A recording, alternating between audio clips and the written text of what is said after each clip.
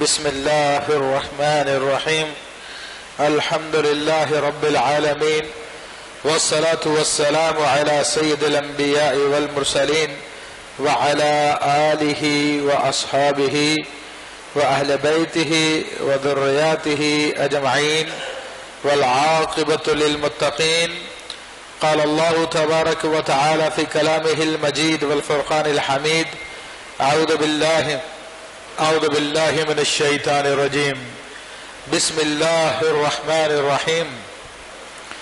يا أيها الناس اعبدوا ربكم الذي خلقكم من نفس واحدة وخلق منها زوجها وبث منهما رجالا كثيرا ونساء واتقوا الله الذي تساءلون به والأرحام إن الله كان عليكم رقيبا. صدق الله العظيم وصدق رسوله النبي الكريم.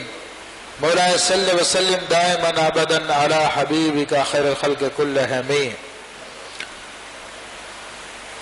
تمام حضرات ایک مرتبہ محبت سے درود پاک پڑھیے. اللهم صل على سيدنا مولانا محمد معدن الجود والكرم وآله وبارك وسلم. صلاة وسلام عليك يا سيدي يا رسول الله وعلى آلك وأصحابك يا نور الله. معزز حاضرین کرام، میں نے آپ کے سامنے قرآن مجید فرقان حمید کی سورہ مبارکہ سورۃ النساء کی ابتدائی آیات کی تلاوت کی، جن میں اللہ تبارک و تعالیٰ نے ارشاد فرمایا: یا ایھا الناس، اے لوگو، اعبدوا ربکم الذی خلقکم، تم عبادت کرو اپنے رب کی جس نے تمہیں پیدا فرمایا، من نفس واحدہ، ایک جان سے پیدا فرمایا، یعنی سیدنا آدم علیہ السلام سے. وخلق منہا زوجہا، اور ان سے ان کا جوڑا پیدا فرمایا. خود آدم علیہ السلام سے ان کی بیوی پیدا فرمائی، یعنی حضرت حوا رضی اللہ تعالیٰ عنہ کو سیدنا آدم علیہ السلام کی پسلی سے نکالا گیا. وَبَثَّ مِنْهُمَا رِجَالًا كَثِيرًا وَنِسَاءً، اور ان دونوں سے، سیدنا آدم علیہ السلام سے اور حضرت حوا رضی اللہ تعالیٰ عنہ سے، اللہ تبارک و تعالیٰ نے بہت مرد اور بہت عورتوں کو پھیلا دیا. یہ اللہ تبارک و تعالیٰ نے ایک آفاقی حقیقت کی طرف اشارہ فرمایا کہ تمام کے تمام انسان، ان کی ابتدا سیدنا آدم علیہ السلام سے ہے. دنیا کے پہلے انسان سیدنا آدم علیہ السلام ہیں، پھر انہی سے اللہ تبارک و تعالیٰ نے ان کی زوجہ پیدا فرمائی. تو اس میں یہ بات کی وضاحت ہو گئی کہ جو بعض سائنس کے نام پر کہتے ہیں کہ انسان بندروں کی اولاد ہے، کہ جناب ڈارون کی تھیوری کے مطابق انسان جانور تھا اور ترقی کرتا کرتا کرتا کرتا آج انسانی شکل میں آ گیا، تو وہ غلط نظریہ ہے. قرآن مجید فرقان حمید اس کا رد فرماتا ہے.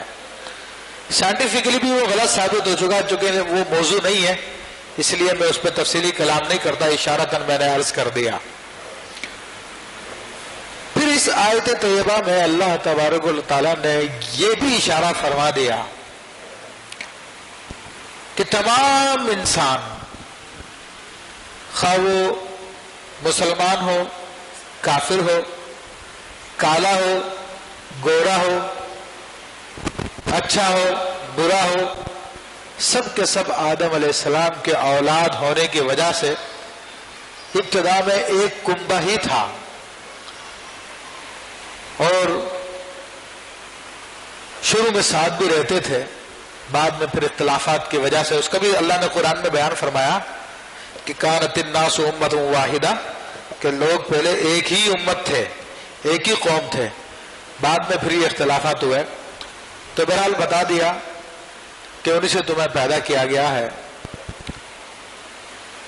پھر اس کے بعد ارشاد فرمایا کہ وَاتَّقُوا اللَّهَ الَّذِي تَسَأَلُونَ بِهِ، اور تم اللہ سے ڈرو کہ جس کے نام کے وسیلے سے اس سے مانگتے ہو، یعنی اللہ کے نام کے وسیلے سے ہی مانگتے ہیں. وَالْأَرْحَامِ، اور رشتہ داروں کے بارے میں اللہ سے ڈرو. تو والارحام جو فرمایا گیا، یہ لفظ رحم سے ہے، اور رحم اللہ تبارک و تعالیٰ کی صفت بھی ہے، اور شکم مادر کو بھی رحم کہا جاتا ہے، اور آپس میں رشتہ داری جو قریبی رشتہ دار ہوتے ہیں ان کو رحمی رشتہ دار کہا جاتا ہے، کہ جو عام طور پہ ماں کی طرف سے رشتہ دار ہوتے ہیں وہ رحمی رشتہ دار کہلاتے ہیں۔ تو اللہ تبارک و تعالیٰ نے اس آیت طیبہ میں خاص طور پر ان رحمی رشتہ داروں کے بارے میں حکم فرمایا، اس لیے حدیث کریمہ میں ایک لفظ صلہ رحم آیا ہے، صلہ رحمی، صلہ رحم، اس کی بڑی تاکید فرمائی گئی۔ آپ نے اکثر یہ احادیث سنی بھی ہوگی کہ صلہ رحم کا حکم دیا گیا ہے۔ تو صلہ رحمی سے مراد کیا ہوتا ہے؟ صلہ معنی ملانا، اور رحمی معنی وہی جو رحم کے رشتہ دار ہیں ان کو آپس میں ملانا، ان سے میل جول رکھنا، ان سے اچھے تعلقات رکھنا۔ تو میرے بھائیو، اسلام کی تعلیمات بڑی آفاقی تعلیمات ہے، اور اسلام نے ہر قدم پہ ہماری رہنمائی فرمائی۔ اور یہ جو رحم کا لفظ ہے، یہ والارحام کا جو لفظ آیا، ویسے تو اس کے معنی خاص ہے، لیکن اسلامی نقطہ نظر سے اس کا معنی میں بڑی عموم پایا جاتا ہے۔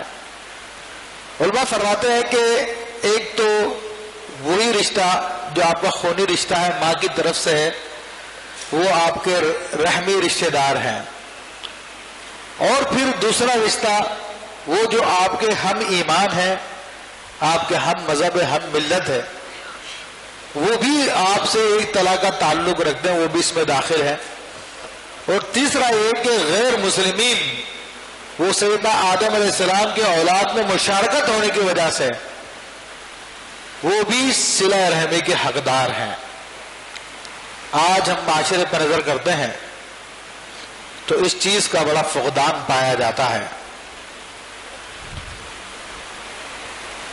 پہلے تو کافی محبت پائی جاتی تھی، بھائی بھائی پہ جان چھڑکتا تھا، ماں باپ کی عزت کی جاتی تھی، لیکن آج معاملہ دور سے دور ہوتا چلا جا رہا ہے۔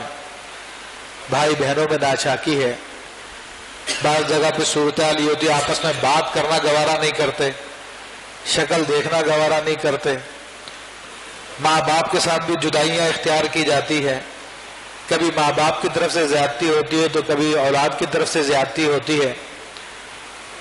یہاں تک کل پروگرام میں کیو ٹی وی میں ایک کال میرے پاس آئی، اس میں خاتون کہہ رہی تھی کہ میری ساس نے وصیت کی ہے کہ مجھے کبھی گھر نہ آنے دیا جائے، اور میں مر جاؤں تو میرا منہ بھی نہ دکھاؤ اس کو۔ تو اس قسم کے معاملات لوگوں میں چل رہے ہیں۔ پھر دیگر رشتہ داروں میں اس قسم کے معاملات ہوتے ہیں کہ لوگ صرف اپنی دنیاوی منفعت جس سے متعلق ہوتی ہے، دنیاوی کوئی تعلق ہوتا ہے یا اور کوئی انٹرسٹ ہوتا ہے، تو ان سے لوگ اپنے تعلقات رکھتے ہیں، ان سے ملتے ہیں، جلتے ہیں، ان سے حسن سلوک کرتے ہیں، بلکہ زیادہ مفید آدمی کو تحفے تحائف بھی دیتے رہتے ہیں کہ اس کو تحفے تحائف دیں گے تو ہمارے کام آ جائے گا۔ لیکن وہ جو ہمارے گھر میں رہتا ہے، وہ جس کے ساتھ ایک عرصے تک ہم ایک پلیٹ میں بیٹھ کے کھاتے رہے ہیں، یا دونوں ایک ہی ماں کا پستان پیتے رہے ہیں، ہمارا بھائی ہے، بہن ہے، دیگر رشتہ دار ہیں، ان کی طرف ہماری توجہ نہیں ہوتی ہے۔ اور رشتہ داروں میں بھی عام طور پہ وہ رشتہ دار جو پیسے والے ہیں تو ان کی طرف زیادہ توجہ ہوتی ہے، جو غریب ہوتے ہیں ان سے کبھی کبھار ملنا ہوتا ہے، قصدن نہیں، کبھی کبھار ایسے اچانک ملاقات ہو گئی، یا وہ آ گیا، ہمارے پاس ٹائم نہیں ہوتا، یا بعض اوقات ایسا ہوتا ہے کہ اللہ تعالیٰ کسی کو اسٹیٹس دے دیتا ہے، کوئی مال کی فراوانی ہو گئی ہے، یا دنیاوی کوئی جاہ و مرتبہ ہو گیا ہے، تو یہاں تک لوگوں کے ذہنوں میں خناس ہوتا ہے کہ وہ اپنے غریب بھائی بہن کا ذکر بھی نہیں کرتے، بتاتے بھی نہیں کہ وہ میرا بھائی ہے فلانا آدمی جو غریب بستی میں رہتا ہے، یا میرے ماں باپ فلاں ہے، کیونکہ وہ سمجھتا ہے کہ جناب میرا تو اسٹیٹس بہت بلند ہو چکا ہے، اب میں لوگوں کے سامنے ذکر کروں گا تو لوگ میری اصل کا پتہ کر لیں گے اور بولیں گے جناب یہ اسی کمیونٹی سے تعلق رکھتا ہے، انہی لوگوں سے تعلق رکھتا ہے۔ تو یہ سارا کا سارا قطع رحمی کہلاتا ہے، یعنی رشتہ داری کو، تعلقات کو توڑنا، اور اللہ تبارک و تعالیٰ اس کو ناپسند فرماتا ہے۔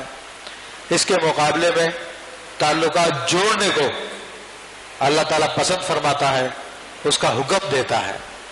یہ آیت طیبہ جو میں نے آپ کے سامنے تلاوت کی، اس آیت میں اللہ نے کیا الفاظ فرمایا ہے؟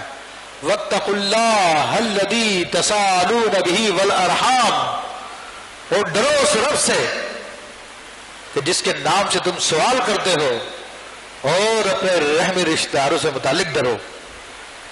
تو یہ اس آیت کی تفسیر میں حضرت عبداللہ ابن عباس رضی اللہ تعالیٰ عنہ، ان کے شاگرد یہی بیان کرتے ہیں کہ رشتہ داری کو جوڑا جائے، رشتہ داری کو کاٹا نہ جائے۔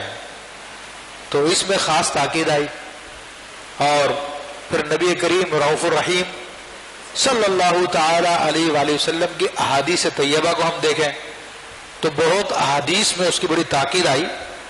ایک حدیث میں نبی کریم صلی اللہ تعالی علیہ وسلم نے اسے ایمان کی علامت قرار دیا، ایمان کی شرط قرار دیا، اور ارشاد فرمایا من کان یؤمن باللہ والیوم الآخر، جو کوئی شخص بھی اللہ پر قیامت کے دن پہ یقین رکھتا ہے، فلیکرم ضیفہ، تو اسے چاہیے کہ اپنے مہمان کی تعظیم کرے،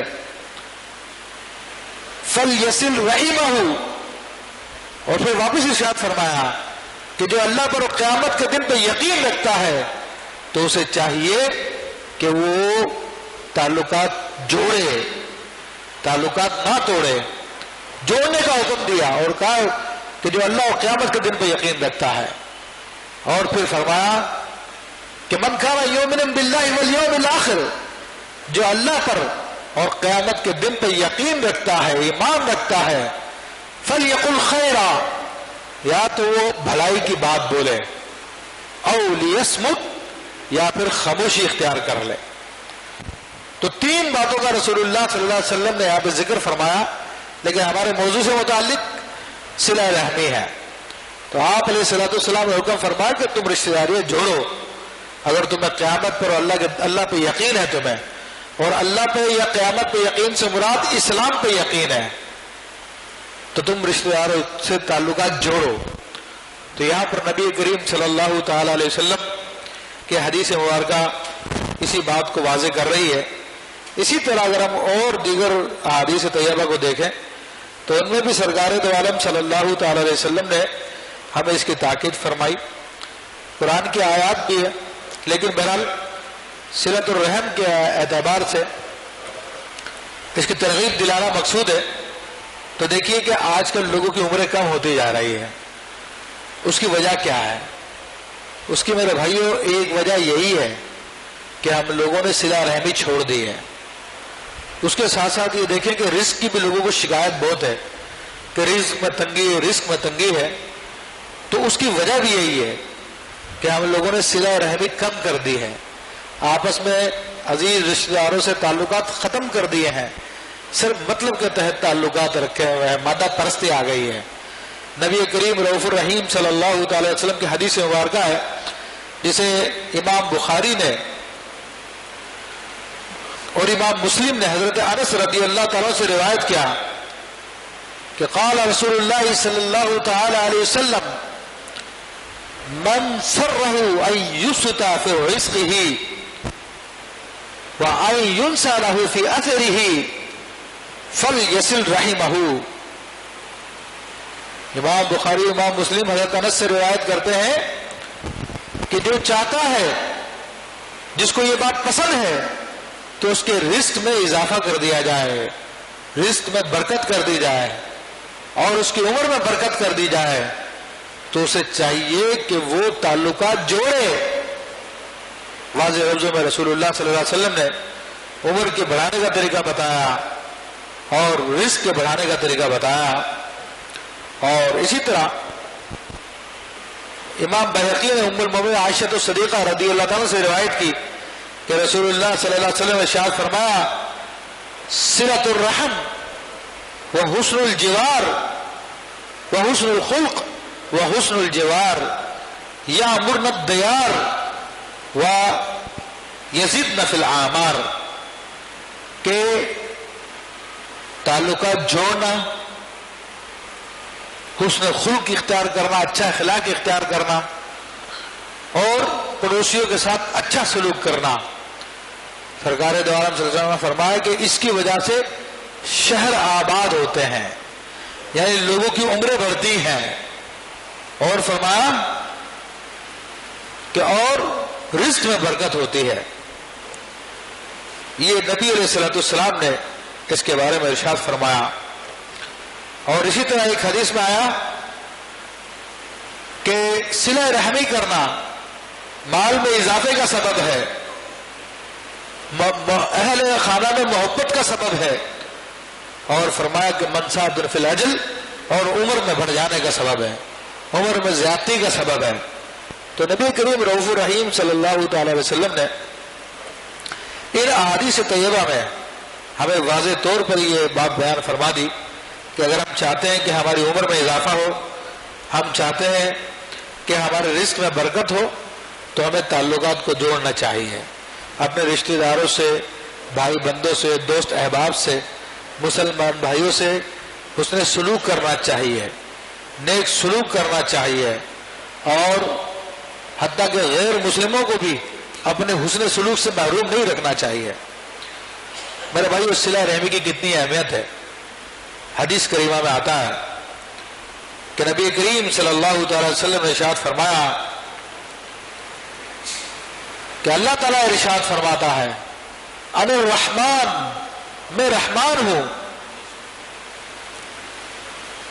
فرماتا ہے کہ انا اللہ و انا الرحمن، میں اللہ ہوں، میں رحمان ہوں۔ وخلقت الرحم، اور رحم میں نے پیدا فرمایا ہے، یعنی یہ تعلقات، رشتہ داری، یہ میں نے پیدا فرمائی ہے۔ وہ شققت لہا اسما من اسمی، اور میرے اس کا نام میرے ناموں سے ایک نام پہ رکھا ہے، کیونکہ رحم اللہ کی صفت ہے، وہ رحیم ہے، تو رحم جو ہے وہ اسی رحیم سے نکلا ہے۔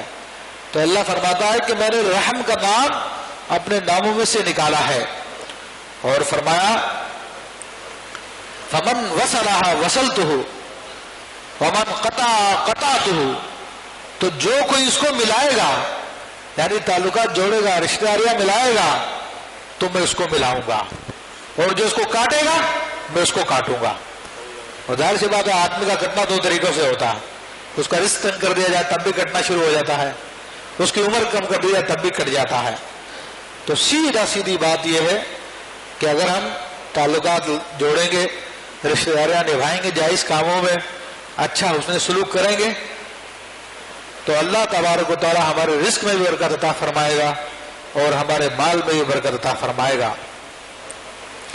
پھر اسی طرح اس کی ترغیب دیتے ہوئے فرمایا، ایک حدیث کریمہ آتا کہ غریب کو صدقہ دینا تو ایک صدقے کا ثواب ہے، لیکن اگر رشتہ دار ہے، غریب ہے، تو اس کو دینا دو ثواب ہے۔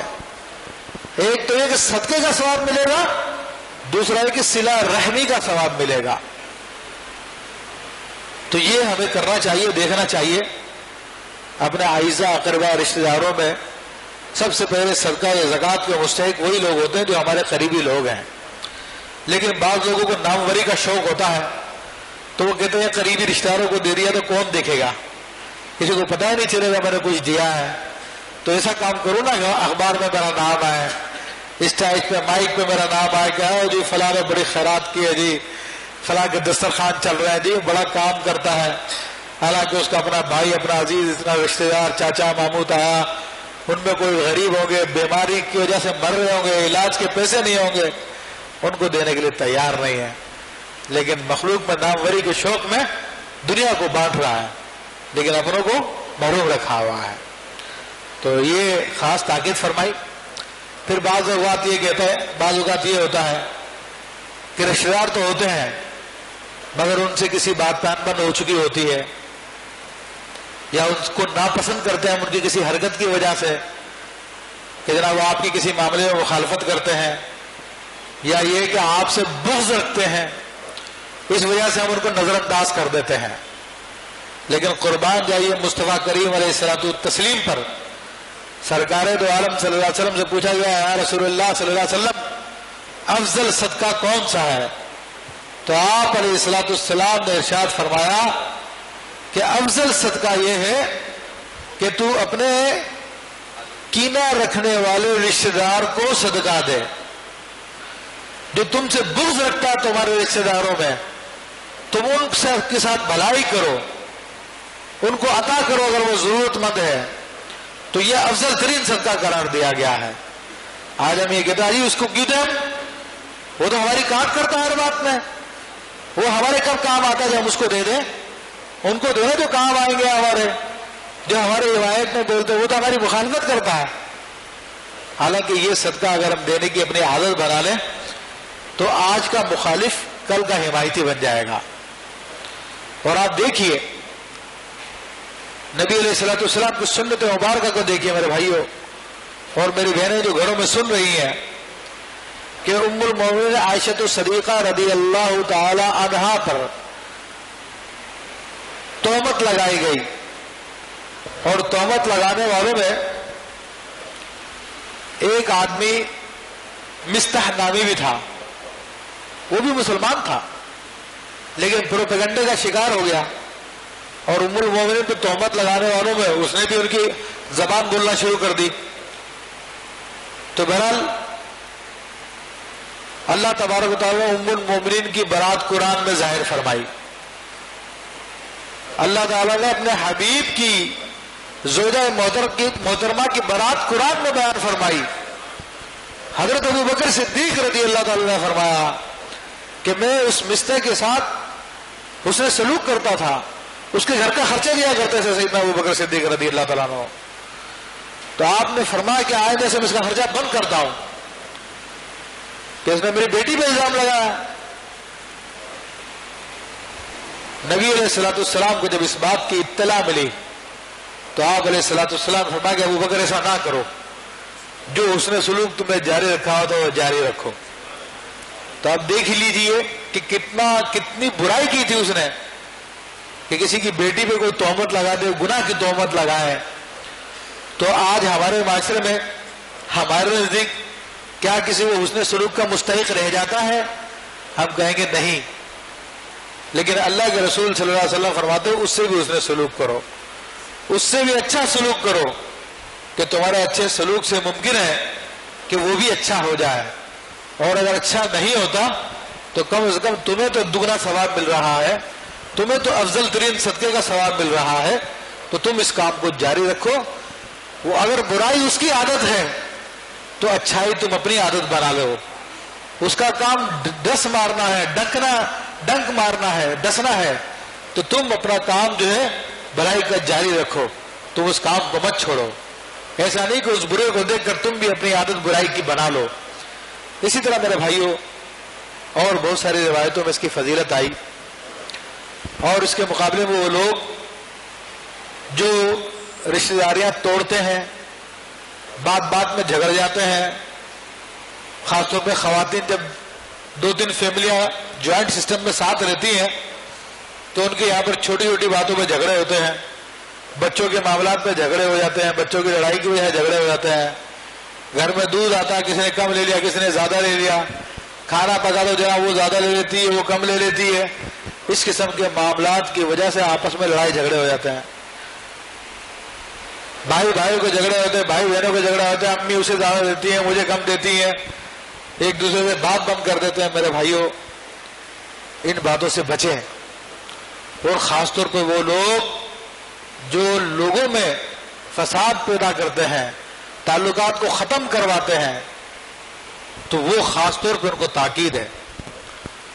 اللہ تبارک و تعالیٰ قرآن مجید فرقان حمید میں ایسے لوگوں پر 3 مقامات پہ لعنت فرمائی ہے کہ جو آپس کی رشتہ داریاں خراب کرواتے ہیں، تعلقات کو خراب کرتے ہیں. اب تعلقات کو خراب کرنے کی صورت کیا ہوتی ہے؟ وہ اس کا پلاننگ نہیں ہوتی ہے کہ جناب میں دونوں کی لڑائی کروا دوں گا. عام طور پہ اس کی جہالت ہوتی ہے جس کی وجہ سے کام ہو جاتا ہے. اب وہ کسی رشتہ دار کے پاس گیا، اب اس نے اس کے سامنے کسی دوسرے دوست یا رشتہ دار کے خلاف کوئی سخت بات کہہ دی. اب اس کا کام تھا کہ جو بات اس جگہ پر ہوئی ہے اس کو وہیں دفن کر دیتا، کیونکہ المجالس امانۃ، کہ مجلس امانت ہوتی ہے. جس محفل میں جو بات ہوئی ہے اس کو آگے نہیں پہنچانا چاہیے سوائے اچھی بات کے. مگر اب یہ کیا کرتا ہے، اب یہ اپنے اس رشتہ دار یا دوست کے پاس جاتا ہے اور اس سے اپنی محبت کا اظہار کرنے کے لیے کہ جناب میں وہاں پہ بیٹھا ہوا تھا، اس نے آپ کے بارے میں یہ جملہ بولا، بس میرا خون کھول گیا، میں کچھ کر نہیں سکا. اس سے اپنی محبت کا یقین دلا دیا کہ میں آپ سے بڑا محبت کرتا ہوں، کوئی آپ کو برا بولے تو مجھے برا لگتا ہے. اس کی نیت کیا تھی؟ اپنی محبت کا یقین دلانا. لیکن ساتھ ساتھ اپنی محبت کا یقین دلانے کے ساتھ ساتھ اس کے دل میں نفرت کی آگ بھی اس نے بھڑکا دی ہے اس کے بارے میں جس نے وہ جملہ بولا تھا. حالانکہ اس نے وہ جملہ بولا ہوگا کسی غلط فہمی کی بنیاد پہ بولا ہوگا، ممکن ہے بعد میں اس کی غلط فہمی دور ہو گئی ہو اور اس کا دل صاف ہو گیا ہو، یا یہ کہ اس وقت اس کو غصہ ہوگا، غصے میں اس نے ایسی کوئی غلط بات بول دی ہوگی، لیکن بعد میں احساس ہوتا ہے، آدمی نادم ہو جاتا ہے اس بات پر، تو وہ تو اپنی بات سے رجوع کر چکا ہوگا، لیکن اس کے دل میں جو آگ بھڑکائی ہے وہ جلتی رہے گی، اور جب اس کو موقع ملے گا پھر یہ اس کے اوپر وار کرے گا، یا اس کے خلاف اس وقت غصے میں دو چار جملے بول دے گا، اور کہیں موقع ملے گا پھر اس کے خلاف بول دے گا. تو اب عام طور پہ جہالت کی وجہ سے ہم ایک دوسرے میں لڑائی کروا دیتے ہیں، حالانکہ یہ بات پہنچانا نہیں چاہیے تھی. یہ بات پہنچا کر اس نے دونوں کے ساتھ دشمنی کی ہے. ایسی باتوں کو ضبط کر دینا چاہیے اور بیان نہیں کرنا چاہیے. اللہ تبارک و تعالیٰ ایسے لوگوں پر 3 دفعہ لعنت فرمائی ہے جو تعلقات کو بگاڑ دیتے ہیں، جو تعلقات میں کشیدگی پیدا کروا دیتے ہیں، اور ان لوگوں کو اللہ تبارک و تعالیٰ نے ان لوگوں کے ساتھ شمار فرمایا ہے جو زمین پہ فساد پھیلاتے ہیں، جو اللہ سے کیے ہوئے عہد کو توڑ دیتے ہیں، جو گمراہ ہیں، جو قرآن پڑھ کے بھی گمراہ ہو جاتے ہیں. اللہ تعالیٰ فرماتا ہے یضل بہ کثیرا ویہدی بہ کثیرا، اس قرآن سے بہت سارے لوگ گمراہ ہو جاتے ہیں اور بہت سارے لوگ ہدایت پا جاتے ہیں. وما یضل بہ الا الفاسقون، اور اس سے فاسق لوگ ہی گمراہ ہوتے ہیں. اور وہ فاسق کون کون لوگ ہیں؟ اب اللہ نے ان کی صفات بیان کی ہے، ان کی خصلتیں بیان کی ہے. فرمایا کہ الذین ینقضون عہد اللہ من بعد میثاقہ، فاسق وہ لوگ ہیں، قرآن کو پڑھ کے گمراہ ہونے والے وہ لوگ ہیں جو اللہ سے کیے ہوئے عہد کو توڑ دیتے ہیں. وَيَقْطَعُونَ مَا أَمَرَ اللَّهُ بِهِ أَن يُوصَلَ، اور اللہ نے جس کو ملانے کا حکم دیا ہے اس کو وہ کاٹ دیتے ہیں. یعنی وہی تعلقات کو کاٹنا، رشتہ داریوں کو کاٹنا. وَيُفْسِدُونَ فِي الْأَرْضِ، اور زمین میں پھر وہ فساد پھیلاتے ہیں. اور فرمایا اولئک هم الخاسرون، کہ وہی لوگ خسارے والے ہیں، نقصان والے ہیں. تو اب میرے بھائیو ذرا سا توجہ میں چاہوں گا آپ لوگوں کی، کیونکہ آپ کا ٹائم تو ہوتا نہیں ہے، آخری ٹائم پر آپ آتے ہیں دین کی بات سیکھنے کے لیے. ورنہ اگر دین کا شوق ہو، اللہ کی محبت ہو، رسول کی محبت ہو، تو آپ لوگوں کو پہلے آنا چاہیے، کیونکہ یہاں پر دین کی بات سکھائی جاتی ہے. اور یہ دین ہی ہے جو آپ کو اس دنیا میں اور آخرت میں کامیابی کی ضمانت دیتا ہے. اور ہم لوگوں کو شیطان نے یہ بھٹکا دیا، جی ہمیں تو ساری دین کی باتیں پتہ ہیں، ہمیں کوئی سیکھنے کی ضرورت تھوڑی ہے کوئی، ہم تو مسلمان ہیں پیدائشی. حالانکہ ہمیں لوگ بڑے جاہل ہیں، قرآن سے بڑے جاہل ہیں. ابھی جو میں بات بتا رہا ہوں کہ قطع تعلقی کرنا، اللہ نے 3 دفعہ لعنت فرمائی اس پر قرآن میں. اور یہاں پر کن لوگوں کے ساتھ اس کا ذکر کیا؟ جو قرآن پڑھ کے گمراہ ہو جاتے ہیں، جو فاسق ہیں، جو فاسق ہیں، جو اللہ کا عہد توڑتے ہیں، اللہ سے کیا وعدہ توڑتے ہیں، اور جو زمین میں فساد پھیلاتے ہیں، اور جو نہایت خسارے والے ہیں. اب یہ کس کو پتا تھی یہ باتیں؟ ہم تو مسلمان ہیں پیدائشی، اور آئے دن ہم یہ کام کرتے رہتے ہیں, خود کر رہے ہیں. کبھی کسی سے جھگڑا ہے, کسی سے دل میں کینہ لے کے بیٹھے ہوئے ہیں, کسی سے نفرت کر رہے ہیں. لوگوں والے اس کے پاس مت جانا, بڑا گندا آدمی ہے, میں نے اس کو دیکھا ہوا. ارے بھائی تو یہ بات کہہ کر کن لوگوں میں شامل ہو رہا ہے؟ تو مسلمان ہے, تجھے معلوم ہونا چاہیے تو کیا کیا باتیں کر رہا ہے. تو میرے بھائیوں دین کو سیکھیں آپ, یہ شیطان کے دھوکے میں نہ رہیں کہ ہمیں سب کچھ پتا ہے. ہمیں کچھ بھی نہیں پتا.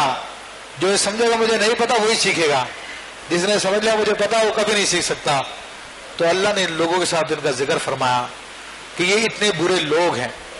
حالانکہ اس کے برعکس آپ کو پتا ہے کہ جھوٹ کتنا بڑا گناہ ہے. اسی ممبر پہ بیٹھ کر میں نے باقاعدہ اس پہ تقریر کی ہے, جھوٹ کی برائی پہ کئی ہفتے تقریریں کی ہے, قرآن و حدیث کی آیتوں کے تحت بیان کیا.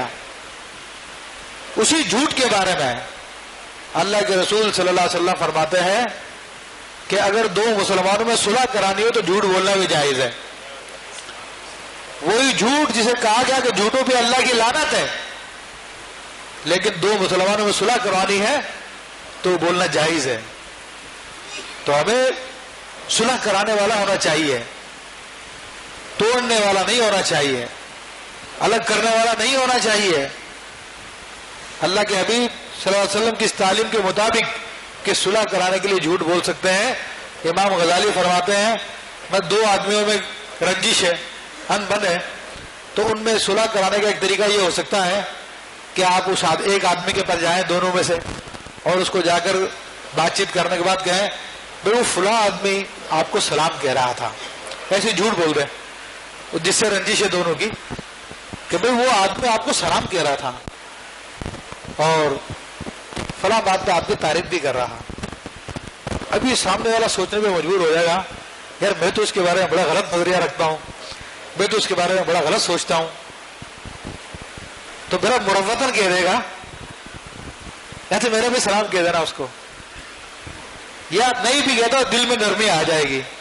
اب اس کے پاس جائے, اس میں جا کے کہہ دے, جھوٹ کہہ دے تمہیں سلام کہہ رہا تھا, وہ تمہاری تعریف کر رہا, تو اس کے دل میں نرمی آ جائے گی. تو فوری طور پہ اگر دونوں نہیں ملیں گے, کسی تقریب میں کسی محفل میں اچانک آمنا سامنا ہو جائے گا تو دونوں مسکرا کے سلام دعا کر لیں گے, ان کی رنجشیں دور ہو جائے گی. ہمیں تو ایسا ہونا چاہیے. اور دنیاوی معاملات کی وجہ سے ہم لوگ ایک دوسرے سے بات چیت بند کر دیتے ہیں. حالانکہ اللہ کے حبیب صلی اللہ علیہ وسلم نے ارشاد فرمایا کہ مسلمان کے لیے حلال نہیں ہے کہ 3 دن سے زیادہ کسی دنیاوی وجہ کی بنا پر ایک دوسرے سے قطع تعلق کرے. عام طور پہ وراثت کے معاملات ہوتے ہیں, شادی بیاہ کے جھگڑے ہوتے ہیں, طلاقوں کی وجہ سے ہمیشہ کے لیے ایک دوسرے پہ تعلقات حرام کر لیے جاتے ہیں. وہ سارا کا سارا دنیاوی وجہ ہے, دنیاوی وجہ ہے. اللہ کے رسول صلی اللہ علیہ وسلم تو ارشاد فرماتے ہیں کہ جو من قطع کا سل من قطع کا, جو تجھ سے کاٹے تو اس سے جوڑ. آتی من حرم کا, جو تجھ کو محروم کرے تو اس کو عطا کر. اللہ کے حبیب کی تو یہ تعلیمات ہے. ہاں کن سے قطع تعلق کرنا چاہیے؟ جو کھلم کھلا اللہ کی نافرمانی کرتے ہیں, جو اللہ کے احکام کی خلاف ورزی کرتے ہیں, ان سے تعلقات توڑنے چاہیے. وہ تو ہم توڑنے کے لیے تیار ہی نہیں ہے, وہ تو ہم توڑنے کے لیے تیار ہی نہیں ہے, کیونکہ ہم بھی خود یہی کام کر رہے ہیں, تو اس لیے اس کے لیے ہم مائل نہیں ہوتے ہیں. تو برحال اللہ تعالیٰ سے میں دعا کرتا ہوں کہ اللہ تبارک و تعالیٰ اپنے حبیب علیہ الصلوۃ والسلام کے طفیل ہمیں قرآن مجید کو سمجھنے, اس کی تعلیمات پر عمل کرنے کی توفیق عطا فرمائے, اور آپس میں تعلقات جوڑنے کی توفیق عطا فرمائے. میرے بھائیوں, ہمارے بزرگان دین رحمہم اللہ تو غیر مسلموں کے ساتھ بھی اچھا سلوک کیا کرتے تھے. ٹائم نہیں ہے ورنہ میں آپ کو وہ واقعات بھی بتاتا جن کے اندر ہمارے بزرگوں نے اچھا سلوک کیا تو غیر مسلم مسلمان ہو گئے ہیں اس سلوک کی وجہ سے. تو جب غیر مسلم مسلمان ہو سکتا ہے تو کیا ایک دوسرا مسلمان درست نہیں ہو سکتا؟ بالکل ہو سکتا ہے.